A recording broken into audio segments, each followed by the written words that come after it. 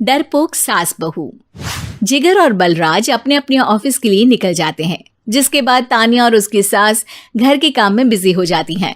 तभी रसोई में से तान्या के चिल्लाने की आवाज आती है। ओए माँ, बचाओ रे, उश, उश, उश, भागो यहाँ से। तान्या की आवाज सुनकर उसकी सास भी वहां आ जाती है। अरे क्या हुआ? और इस तरह स्लैब पर चढ़कर क्यों बैठी हो? उस छिपकली की वजह से। है? छिपकली? अरे कहाँ है छिपकली? ऐसा बोलते हुए तान्या की सास भी डर कर स्लैब पर चढ़ जाती है।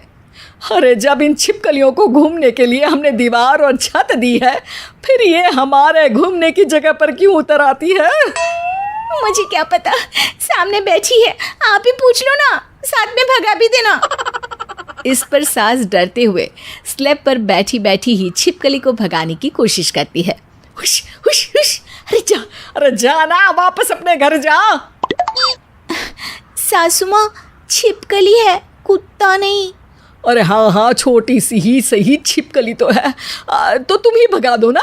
तान्या की सास उसे स्लैब से नीचे गिरा देती है, जिस पर छिपकली तो डरकर भाग जाती है। लेकिन दोनों सास बहू के बीच टॉम एंड जेरी वाला खेल शुरू हो जाता है। आपने मुझे धक्का क्यों दिया? मुझे कुछ हो जाता तो? अगर वो मुझे खा जाती तो? अरे छिपकली थी, डायनासोर नहीं। हाँ, सिर्फ छिपकली ही थी, और आपको उससे डर नहीं लगता तो खुद क्यों नहीं भगा दिया? अरे तेरे होते हुए अगर मुझे काम करने पड़े, फिर बहू होने का फायदा क्या है? इसी तरह सुबह से शाम हो जाती है। जिगर और बलराज भी ऑफिस से घर वापस आ जाते हैं, लेकिन सास बहू की तू मैं खत्म नहीं होती। आज इस सभा का मुद्दा क्या है?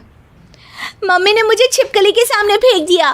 अरे वाह मेरे डरपोक, मुझ पर 30 साल से शेरनी जैसे हुक्म चला रही हो और एक छिपकली से डर गई।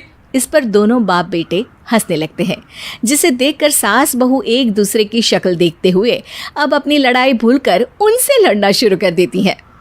अरे आप ना ज्यादा बत्तीसी ना दिखाओ, नहीं तो शेरनी के एक पंजे से 32 के 32 दांत बाहर निकल आएंगे। अपनी माँ की इस बात पर अब जिगर अपने पापा को देखकर हंसने लगता है। अरे क्यों पापा, आ गया स्वाद? अभी आपको भी आएगा स्वाद।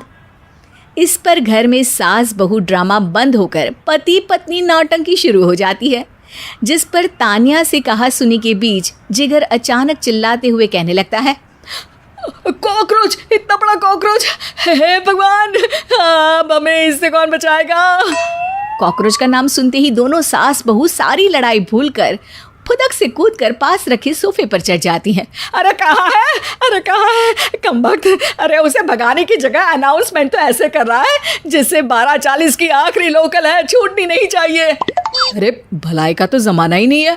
ठीक है भाई, अब मैं आपको बिल्कुल भी नहीं बताऊंगा कि आपके पीछे भी एक बहुत बड़ा कॉकरोच बैठा है।